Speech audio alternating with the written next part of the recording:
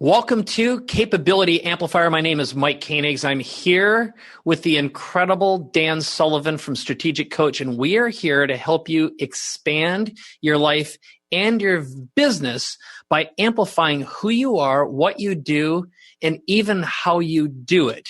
And what we do in this podcast is we deep dive on the most powerful aspects of building and growing who you are, and like we said, amplifying your capabilities. We're going to talk about who you are multiplied, how you can see everything you love is always getting bigger and better, how to play your best cards and engage with opportunities where you can produce superior results, where you can look for amplifiers, where you're always taking advantage of the best available external resources, connecting and creating. You're never operating in isolation, but always within teamwork and collaboration, and you always see endless new possibilities. There's more growth opportunities than you'll ever need.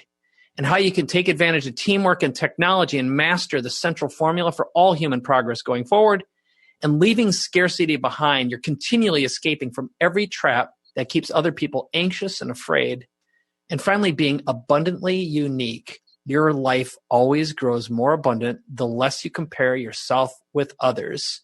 Again, my name is Mike Koenigs. I'm here with Dan Sullivan, and we are here to amplify your capabilities.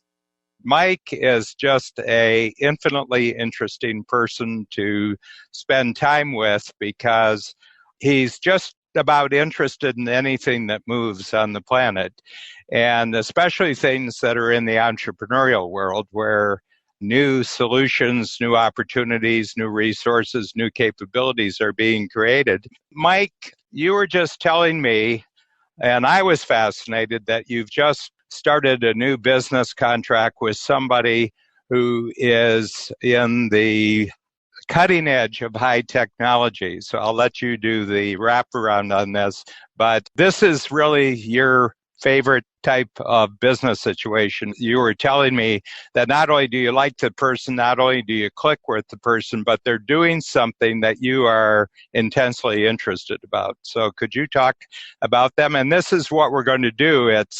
We're going to constantly talk about great new things that are happening in the entrepreneurial world throughout this podcast series. And I was excited when you told me about it, so I know how excited you are.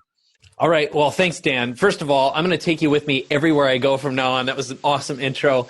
So here's the backstory. I just met this gentleman about a week ago at an event. It was a Mixer networking event. And it turns out this guy just exited from selling an artificial intelligence company. And he is an expert at neural networks. And he's a CTO type, but he's reached a point in his career after this exit. He's got plenty of cash. He has great knowledge, really amazing network available to him. I mean, I don't think he even fathoms the level of human connection and resources he has at his fingertips or his brain tips.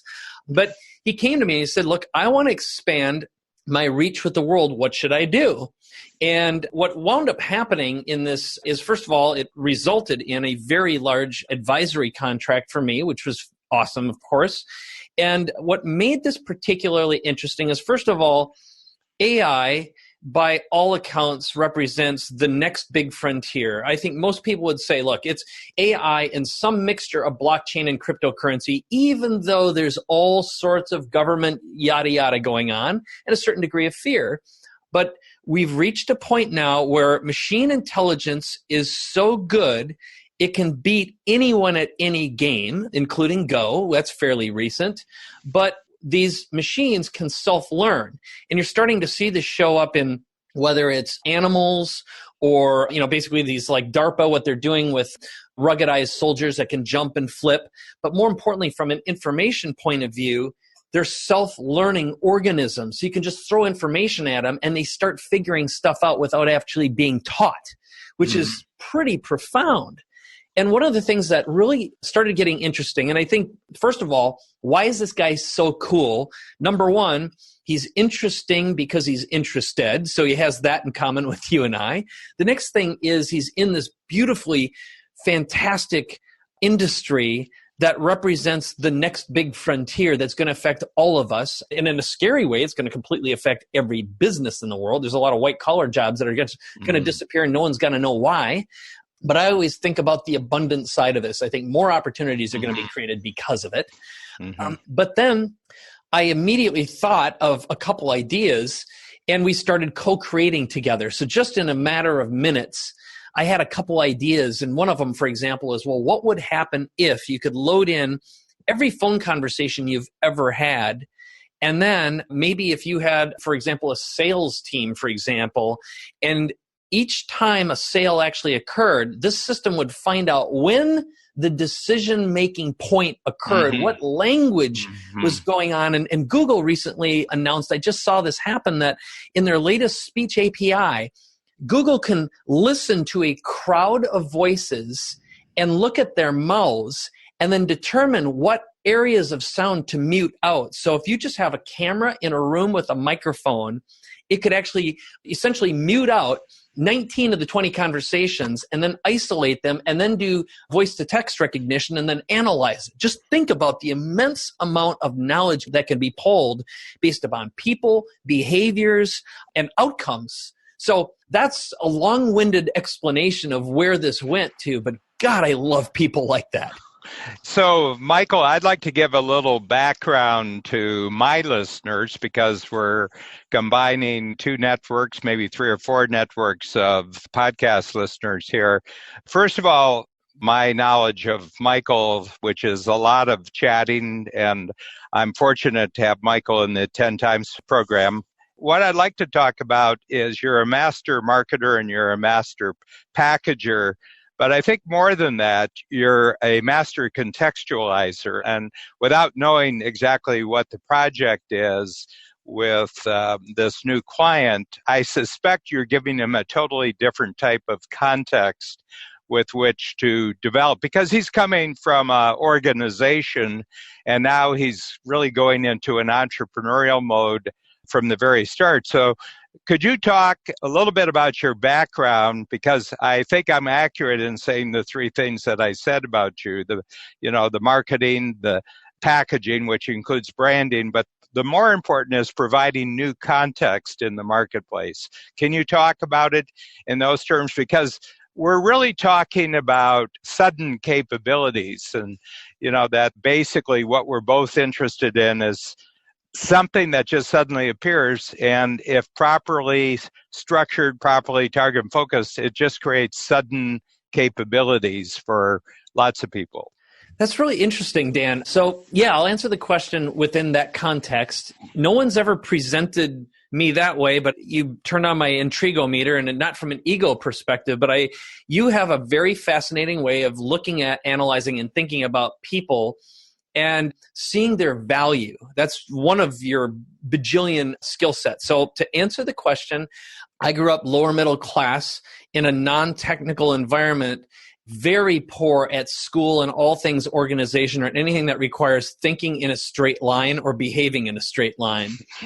But fortunately, I was so interested in technology at an early stage that one of my first things I ever purchased, I corn detasseled for a year because I was born and raised in Minnesota, which is amongst the worst jobs imaginable. Imagine walking through a field and having 10,000 paper cuts happening, while you're sweating. So it's basically corn is slashing your eyeballs in your face while you're walking through and pulling the tops of corn off while salt is dripping off your face in 105-degree weather. But the point of that is I made about $200 and I bought a pinball machine, an old-fashioned electromechanical pinball machine, and was intrigued by the relays and the switches and the solenoids and the wires, and it just opened up this feeling of infinite possibility in me.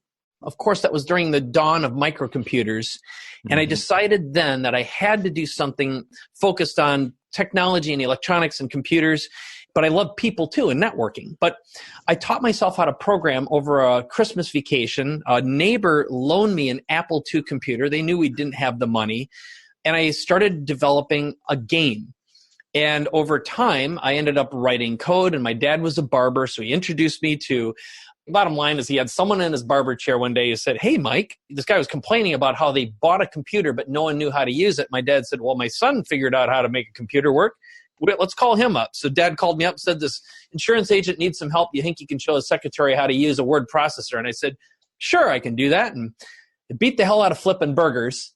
So from there, it developed into my first business, which then someone said, "Do you think you can write me a program that does X?" And I said, "Yes." So over time, I became a consultant and a programmer, eventually wrote video games, then started one of the first digital marketing agencies, and then got into information product development, meaning I just help people solve problems and educated using digital content. So that's the fast way. But, every step of the way, someone says, "Hey, do you think it's possible to X?" And I'd be like, "Yeah, I think it's possible." And I'd figure out how to do it and either put together a team, and one thing led to another. So a few businesses have been bought and sold in the meantime. I don't know if that answered your question or not. Well, it does, because the first time that I met you, it was at Evan Pagan's green room at the Fontainebleau in Miami Beach. And we were at the pool party, and I was talking to you. And what I gathered, because I talked to a lot of other people on that weekend about you, that you were kind of we're going back here probably 7-8 years since that. And you were kind of the 800-pound gorilla creating the foundation and the platform for people to do marketing. I mean, you were a big hitter at that time. And I remembered you being described because it was the first time that I actually met you to chat with you. So the thing is that, first of all, a little confession. I grew up on a sweet corn farm in Ohio. And I've got lots of cuts and scars. You know what it's like. Yeah. Yeah. But the thing that I want to kind of get some insight is when you meet someone like this, and it's really in the field that's kind of new to you too. I mean, you have a technological background and you have a programming background, and you've used technology extensively for marketing purposes. How does your mind work? In other words, when you have someone new like this, and clearly they know a lot more about what you're going to advise them on than what you do, where do you create your space in the conversation to show them that something that you're going to learn a lot about by being in a business relationship, you've got to create value right off the bat to get something going? Because a lot of entrepreneurs would be listening in on this right now, and they'd say, "Gee, how does he do what he does?" So I just like you, if you can reflect, and maybe this is my question, is getting you to focus in on something that you just do naturally. Maybe you're stepping back and taking a look, but how do you approach a situation like that? So I think the first thing that popped into my head, there were two things. One of them is, where's the hidden opportunity here?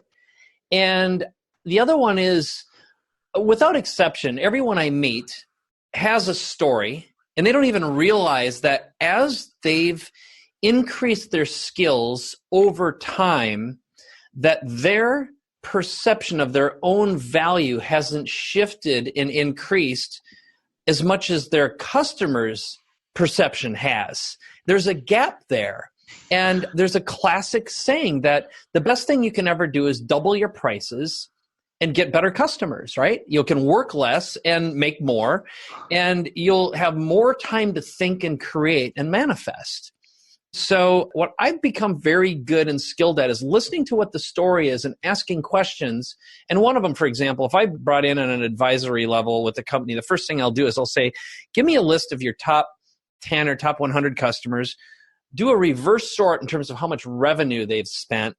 Then let's do a little exercise and find out what are the most profitable activities out of all those, and which are the ones that you love to do." In other words, if you had to get rid of 80% of what you despise and hate and focus on the 20, what would it be? And is there a business there? Is there a business within a business? But you can do that with anything, so it's kind of a reverse Pareto principle, frankly.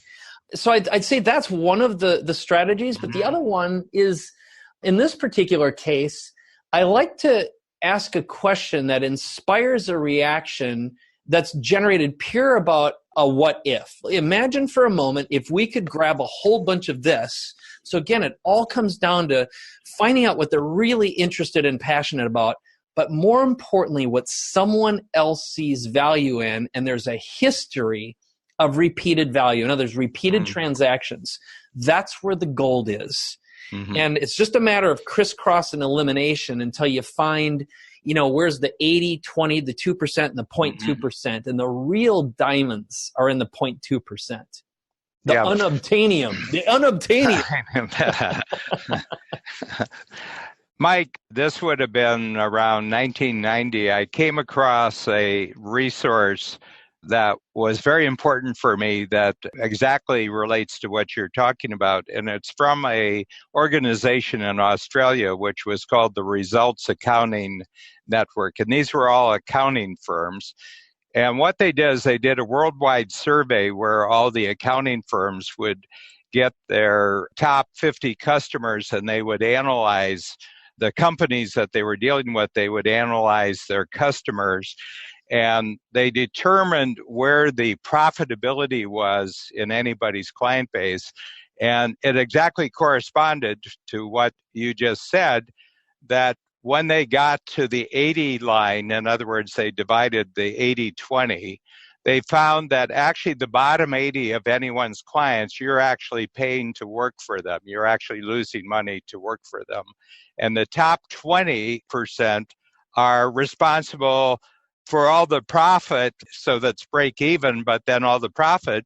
And I told people, why don't you just walk away from the bottom 80, give yourself all the time back from the bottom 80, and devote that time to value creation of much better focus on the top 20, much more deep dig on what they're doing. And I said, you're not losing any money, you're losing a loss. And you would jump to the next level. And why is it so hard for people, not that this particular client is a target for that because he's starting something brand new, but he could get into that very quickly. He could do that setup. Why is it that people have such a hard time walking away from the 80% of their client base that they're actually losing money on? That is a damn good question. So I have a few responses that pop up because I've been doing the same thing too for a long time. The first is it's a fear of missing out. It's a fear base, which is the rule set I think most of us live under is, well, in order for my escalation in my business to actually work, I need that 80% to actually find the top 20%, which of course is foolish.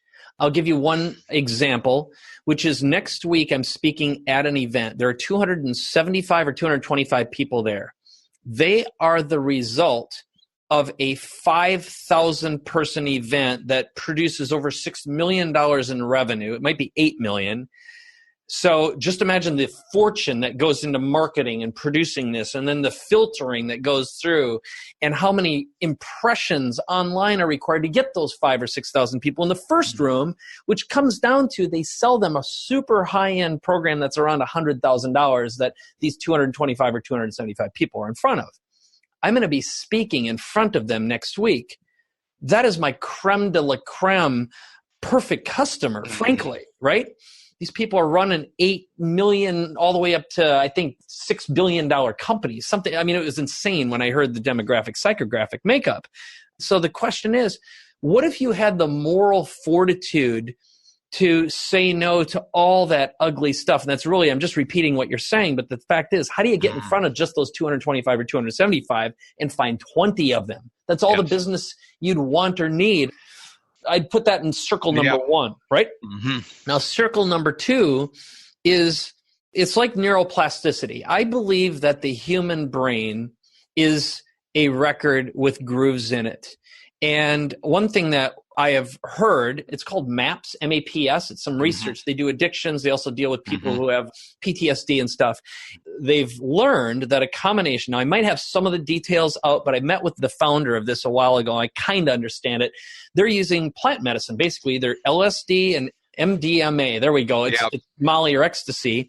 They started with LSD, I think, the minute sections of LSD, which was, of course, the psychedelic in the 1960s. And mushrooms. Yeah, and mushrooms, which is psilocybin, correct. Yeah. Now, my brain doesn't like these chemicals at all. It's another story for another time. For you and me, we don't need it because we already naturally generate these chemicals inside our own brains. Exactly. We're in the process of falling off the edge all the time. We don't need any help. Yeah, exactly. 1 point away from total insanity all the time. There's a party going on inside our brains. So, yeah. The edge of chaos, where all creativity happens at the edge of chaos. Totally. So here's what I believe to be true, and I think this is part of the reason is, in order to build a business that's successful, we all go through an enormous amount of trauma, and I believe that someday there will be an analysis done on successful entrepreneurs and how we stack trauma and it's unresolved. It's why you have an energy coach. It's why I have one as well, which is it's just to stack stuff, and because we're fast moving and we deal with all this chaos, we just learn to endure it. Mm-hmm. But so imagine for a moment that you've either got to do a lot of meditation or some sort of energy work, or in the case of MAPS, and again, I'm not speaking from experience here, but based on analysis and talking to people, think of your brain as a gigantic wax record. And once in a while, you kind of want to melt the grooves and put some new grooves in there that are based upon your current state and circumstance and a lot of experience, data, and wisdom. Mm-hmm. And instead of just trying to like grind new grooves in the same old wax, and most people don't have, as we age, due to neuroplasticity and habits, et cetera, we just don't stop and slow down and breathe through this and go, where is our true power coming from that gives us the gifts that people see as being valuable and be able to see ourselves from a totally objective perspective and see that as well. So it's deeper than data. That's for damn sure. Yeah, but the thing about it, just going back to the 2080, which I find is so true. I mean, sometimes it's even more restricted than 2080. Sometimes it's 595. Sometimes it's 1090. But what it means is that the largest amount of your results will always come from a subset of the entire world that you're working in. Okay, we have the Strategic Coach program, and by far the majority of Strategic Coach clients are in what's called the Signature program, and they have 15 other coaches. So over the years, we've attracted and really developed great relationships with 15 other coaches whose sole job is just to come in and coach the beginning of the Strategic Coach. And then I have another group, which are called the 10 times level, and I have about 500. And from that, I've just jumped to another level. So one of the progressions, if you believe that the 80-20 is really true, is that periodically you have to create a new level of what you're doing. You have to jump to the next level. And what I sense about your recent excitement, because I've had the good fortune to spend more time than usual with you over the last week, is that you are kind of in a position now where everything that Mike Koenigs has done in his life is being summed up, and you're jumping to the next level. So there's one thing about freeing yourself up from what isn't all that interesting to you anymore. And in fact, you're not being profitable there. But there's another thing about having a bigger game that you're now jumping to, where you will be pleased to simplify everything that you've done before, and you will jettison things you've done before. So you have this opportunity, but you have other opportunities of the same nature that are actually coming along now that you're in this mindset.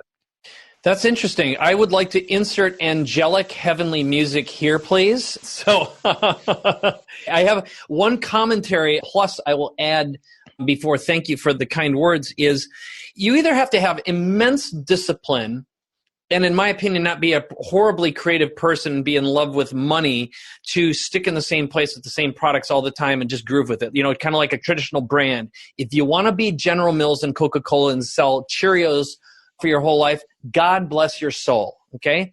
But that kind of business requires grinders.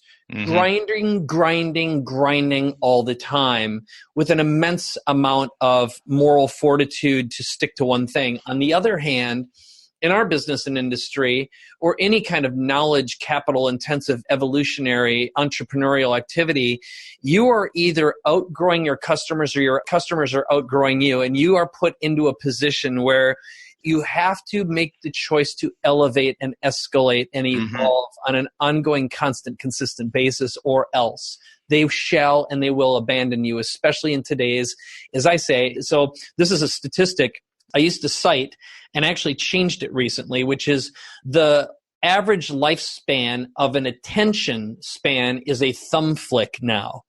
Okay? That's how long you exist. It's like, boop, it's past a iMessage, it's past your email, it's past a Facebook thumb flick.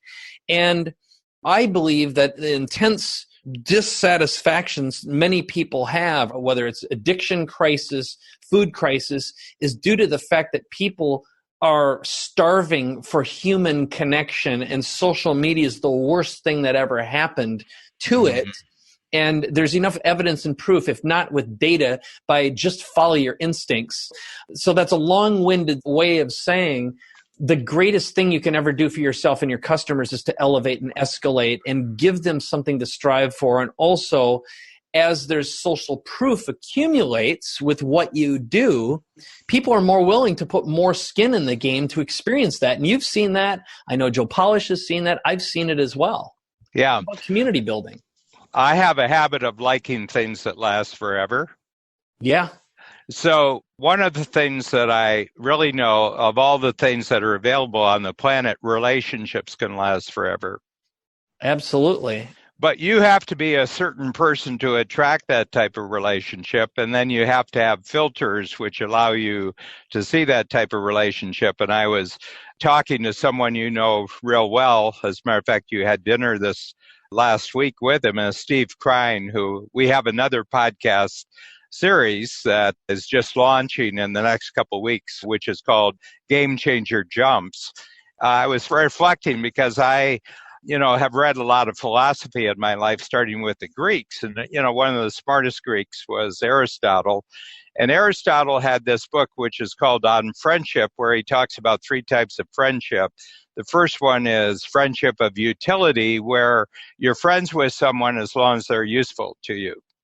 Okay. Wow. And what Aristotle says, the world requires this type of friendship. Okay. And then he said there's a second one, which is called friendship of pleasure, where the friendship lasts as long as you enjoy them. Okay. Shipboard romances are a very good example of a friendship of pleasure. It's friendship for 6 days. And then he says, but what really makes everything work is the third level, which he calls the friendship of the good. And that is that you see the other person and you see something really admirable that inspires you to improve yourself so that you're in resonance with that other person. And you going through that activity inspires the other person. So it's like a double helix going upward. And he said, this is the foundation of every great society, are people having these type of friendships. And one of the things that I love about the entrepreneurial world, that it's always struck me that it's easier to do this in the entrepreneurial world, where you have control over money, you have control over time, and control over purpose than it is in any other sector of society. I think of Joe Polish, who I've been buddies with for 20 years. Well, I look forward and I'll be friends with Joe for the rest of my life, and I have so many friendships that go back 20 years and they'll go for the rest of my life because we each admire each other and both of us are growing. So if you admire someone else's growth and they reciprocate, then the relationships will last forever. So in the midst of everything changing in a thumb click, you can also have parts of your life that are certain, that are predictable. They're predictably surprising, but they're predictable in the sense that the growth always surprises you, but it's a relationship. So that's what I really strive for. And I found my permanence in relationships, and I don't bet that I'm going to find it anywhere else. I love that. I got chills while you were describing it, and I wrote down 4 words while you went through it. The first word that I'm going to say, but I wrote it last, was velocity, because it's a combination of speed and direction, right? And for the type of friendship, the most important one you talked about requires velocity. which is also combined with acceleration and amplifiers. And you said admiration, which is a beautiful energy. If you're going to isolate and think about, if you could visualize and feel what admiration really is, it is the tinder for acceleration and amplifiers within the context of a relationship. But it does require, this is the part, again, I can't put my finger on it, but you talk about when you both cause or make this happen and one makes a leap and the other one does, and you combine this knowledge. It reminds me of an experience I had a long time ago. I went to Egypt with Deepak Chopra and Wayne Dyer. And I was on this trip, and there was, I can't remember what it's called. It's an etymologist. Is that what they're called? Someone who studies language? Yeah. Okay. Yeah. There was an etymologist who was taking us through some of the great ruins, and we wound up going and being inside the Great Pyramid, in the center, the king's chamber, and I got to lay in the great sarcophagus. Some people believe that's the center of the planet and the largest energy vortex that exists on the planet as well. It was freaking awesome. But on this journey, as we went there, this guy was describing words, and they were super simple words that were Egyptian in nature. And then he'd say, well, that word evolved into a word in Greek, and then the Romans took it over and did this to it, and then the English version is this. And at that moment, I realized something that I re-experienced when you were describing this, which is a really simple word as it evolves into a meme, a simple emoticon, a simple symbol can represent a feeling, a sensation, and an entire story. And our ability to communicate incredibly complex social references with simple things right now that are stacks upon stacks are what occurs when you are in deep, meaningful relationships that are based upon admiration and velocity. So that was the first time I've ever experienced understanding that on the level that I do right now, is when you describe that. But that deserves a book upon itself. It's so beautiful. It's very poetic. Yeah. But the thing is that, it's the Jeff Bezos thing. He said, when everybody asked me what's going to change most over the next 10 years. And he said, I don't get my insight from that. I get my insight from asking what isn't going to change over the next 10 years.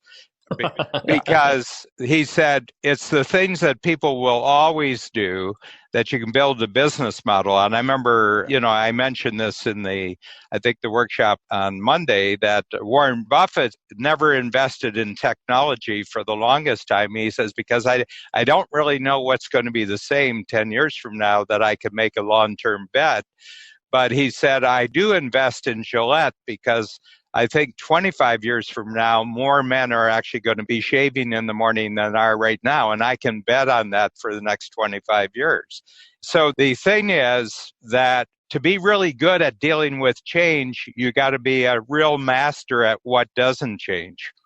So as you said that, another member of the group who was there this past week is Dean Jackson. And his measure, very similar to Bezos, is based upon convenience. He says he'll always bet on convenience.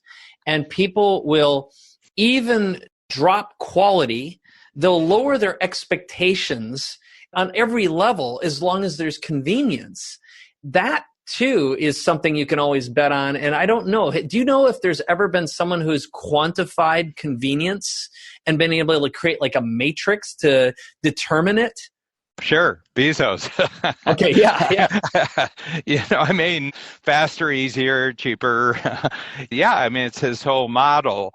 I was just thinking of an example where people bet on convenience rather than quality, and that was people choosing Windows over Mac at the very beginning. There's a saying that Bill Gates would come around to his designers every year, or Steve Ballmer. It was probably Steve Ballmer, not Bill Gates.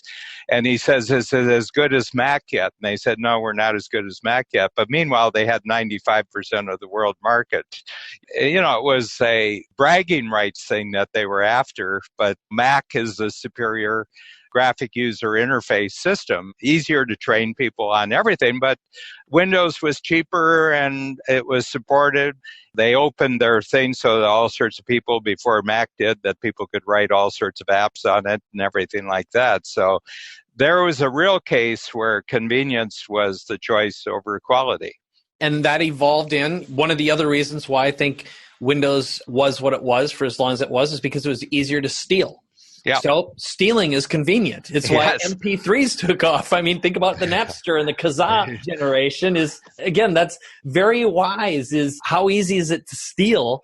And that would be a criteria. So going along with the convenience matrix, I think one of my outcomes and goals maybe to think about as this podcast evolves is how do we develop a matrix for making decisions on what's going to be permanent. So we'll have to think about this as we evolve this, if there are some knowledge tools that we can develop over time that we'll be able to share. I have a book coming out in the near future because I write a book a quarter, a little book that can be read in an hour. The book is called Capableism, and it would be interesting to actually spend time on this when we have more time. But as you know, both of us are political junkies, and we spend a lot of time talking about politics. And I find it a form of entertainment. I think that politics is actually a subset of the entertainment industry. I completely agree. Totally. And I find it entertaining, and I love the roles that people play and the dramas that they create, but I treat it like entertainment. And the present occupant of the White House is the first president, I think, that really understands that he's in the entertainment business, you know. Anyway, so I find him intriguing. But the thing about this is that forever now, for the last couple hundred years, there's this argument between capitalism or socialism. And I said, these are simply means for something that's a bigger system, and I call it capableism. And that is that every human being who's born has an immediate natural desire to increase his or her capability in whatever way is possible, whatever is accessible. And this starts probably before the baby's actually born. The human brain is already developing and trying to become more capable. Capitalism is just a subset of capableism. This is a way that we can continually create new products, that we can expand new markets, and we can create more teamwork using the capableism subsystem than we can the socialism. So I said it isn't which is superior, it's just which one allows for the greatest expansion in surprising ways and unpredictable ways of human capability. You know, and science is another subsystem, and technology is another subsystem, religion is another subsystem, and the political systems are subsystems, but they're just ways of channeling the increasing desire on the part of human beings to be more capable. And if you have an insight, does this make people more capable or less capable? I think you make better decisions rather than some theory about politics or the way society should be. What I love so much about what we're doing here is both you, Mike, and also I feel very strongly this way, is that I constantly want to increase my capabilities on two levels, one personal, but also on the organizational level. But the other thing is I want to be useful in the marketplace by helping other people actually increase their capabilities. This is where I get my greatest sense of reward, because people have spent time with me that they are now more capable in the way that they want to be capable than anywhere else. So I don't think I've ever interviewed with someone where you're just starting a brand new chapter in your life, but I would say that this thing of capableism is kind of like a gyroscope for you. If I'm making this person more capable, I'm on the right path. Well, I'll tell you what, I have an idea that I'll share with you after we're done recording because I want to bounce it off you. But really what we're talking about here, I'll tell you the two words, is a capability amplifier. And I think there's something to be done with that. And I'll explain why, again, like offline. But it's super fascinating. I want to touch on something you mentioned recently, and I don't remember the words, but it's something about intrinsic knowledge. In other words, what can be written down and systemized versus what isn't. How you said something along the lines of like 98% of the world revolves around one type of knowledge versus the other. What is that? In any field of activity, there's two types of knowledge. One of them is called implicit knowledge, and the other one is called tacit, T-A-C-I-T knowledge. It's related to the word tactical, so tacit and tactical are related to each other way back in etymology. But the thing is that if somebody followed you around all day and recorded what you did, what they observed, this is how Mike actually operates. And they did that for a year. At the end of the year, they could not be more than 1% of what you actually do to be successful, because you have thousands of little habits. When I'm in this situation, I do this. When I'm in that situation, and you don't even reflect on these. This is just experiential learning that you've patterned, and you've gotten smarter, and you've gotten faster, and you've gotten more effective at doing this. And you can't write this down. You can't observe this. I brought it up in the context because I read a lot of world politics, and they were talking about the military. China's getting the military to compete with the United States. And I said, yeah, they've got one problem. And the biggest problem is that no member of the Chinese military has been in combat since 1979. They can do anything they want and kind of try to copy the U.S. and everything, but they can't get closer than 1% of all those troops that the U.S. has, Navy, Air Force, Marines, Army, who've just been in combat a lot, and they have worked out all this tacit knowledge of how you operate in combat. Okay, so you can't write down this knowledge, and it's always 99% of what makes things work. Doesn't matter how much implicit knowledge you have, the tacit knowledge will be 99%. Yep, and it just goes to show, this is when anyone gets into an argument about China versus the U.S., I'm like, yep, well, how about doing a deal? Yeah. Why don't we do it this way? Whatever tariff you put on our products, we'll put the same tariff on your product. If you want to have no tariff, we'll have no tariff. If you want 10% tariff, we'll do 10%. And why don't we just trade tariffs? We'll match each other. War's been tried. It doesn't work all that well. It actually doesn't really sell that much anymore. It did at one time, but it doesn't do it as much. That's because it comes down to stealing stuff. Really, it's a creative way to steal stuff for the most part, or resolve fundamentalist differences, which we know how that goes. At the end of the day, the game's way different.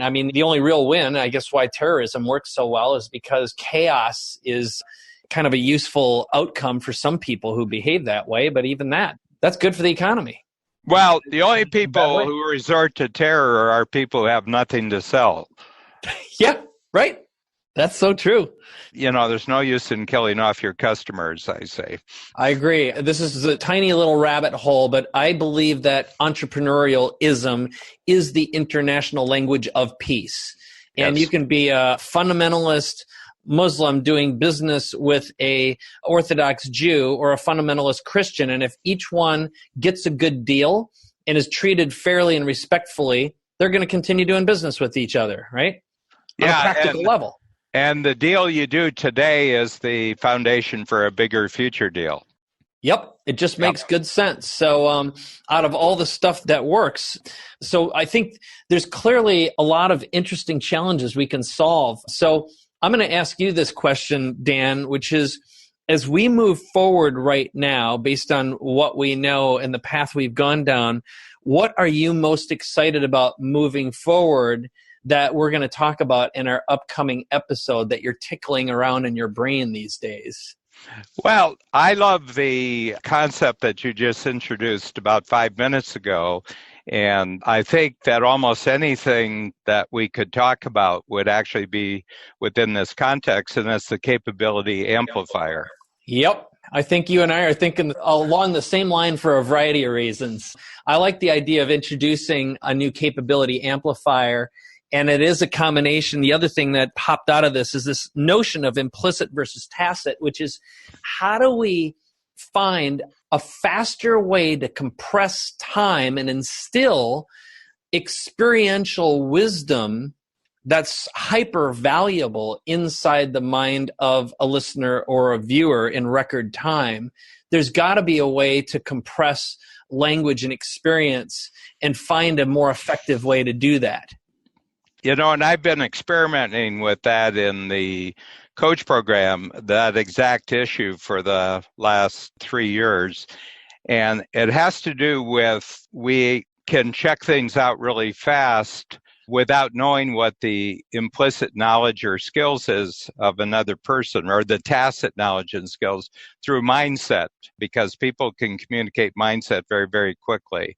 So the breakthrough for me, and like all my books are mindset books. They're not knowledge books. They're not skill books. They're actually mindset books. And my feeling is that what really holds things together in the human set is actually mindset. It's not particular capabilities. It's not particular structures, but it's a way of looking at probably the future, because that's what really matters to us. We bet on futures. And when we pick up, the reason why we were both interested instantly in the idea of doing a podcast is because I think there's a tremendous resonance of mindset between us, Mike. And we didn't do any planning for this at all, except to make sure we showed up at the same time. But the moment we got into it, we were going on the basis that we have resonant mindsets. So I think that this is a great breakthrough, the mindset. I agree. And that's another word that I've loved for a long time. I've spent an enormous amount of time meditating on it, which is the word resonance. And that goes all the way back to when you were talking earlier about relationships, which, translated into velocity. The velocity of a relationship has to do with resonance as being a prime ingredient in that and making it work. So I think as this program, this podcast evolves, what we're going to naturally see from it is how we can systemize the combination of experiential learning, mindset, habits, which have come up, and this notion, again, of compressing implicit and tacit wisdom and finding a more effective way to compress how we can accelerate capabilities. Yep.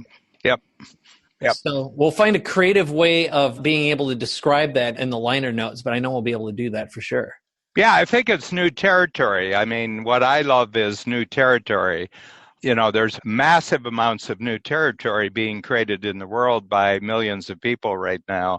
So the topics, whether it's artificial intelligence or neural networks or blockchain and everything, these are new territories of amplified capability that we're talking about. So I think that this is a very rich subject, and I think it's endless because I think it's expanding. I mean, I just mentioned one, in the workshop, and I know we're coming to the close here, but an Israeli company has come up with a way of extracting fresh water from air. It sucks the moisture out of air and then just produces fresh water. And an affordable household machine can do 30 gallons of fresh water a day. I said, well, just amplify this over the whole area of the planet, and immediately there's probably a 80-90% drop in violence in the world, because most of the conflicts in the world are over fresh water or the deficiency of fresh water. Well, and you'd even add that most diseases are caused by dirty water. So the conflict will even be reduced, and the productivity of the planet would be increased by an amazing amount. I wouldn't even go so far as to guess what it is. And we already know something I had heard recently, that the cost per kilowatt hour to produce, at least in some desert regions, is under 2 cents per kilowatt hour now with solar. Yeah. So we've reached a point, and I don't know if you had heard of this, there's a company that recently announced that they figured out a way to produce power. I think it was using infrared. So they basically are creating like an infrared solar panel, and everything produces infrared. So soon we're going to be operating in a different spectrum, which will be more efficient. And it just goes to show that no matter what your belief system is, the notion of the universe and creation is there is, for all practical purposes, an endless, infinite supply of energy. And I think this notion of, if someone says, well, there's a water shortage, it's so like, we have an energy challenge, right? There's an endless supply of ocean water, and its filth is determined by having good filter technology, which is a idea away from being solved. Yeah. It's an idea. We can manifest anything, and that's the thing, is as creatures, as human beings, we are manifestation creatures and engines. we're just converting ideas into structures, useful structures, for self-preservation, but fascinating anyway. Yeah, some of it's out of survival, but some of it is out of just delightful play. There's two sides of it, that we're just creating things because it's a fun thing to do, and it's a great way to spend your life. I completely agree with that. So, it sounds to me like we've got an endless supply of infinite topics and opportunities here. So, what do you say we turn this over and we just let everyone know that our next episode, our goal is to make it twice as good or 10 times better than the last one. So we're going to hold ourselves to a higher standard to be even more interesting, even more useful, and we want to add more capabilities to your life by amplifying who you are and what you do in a way that adds more value to you, and you have a lot more fun too. How's that, Mr. Dan Sullivan? Sounds like a plan. All right. Well, let's let everyone go. We're going to see you on the next episode. Thank you, Mike. You got it, Look Dan. forward to it. Me too.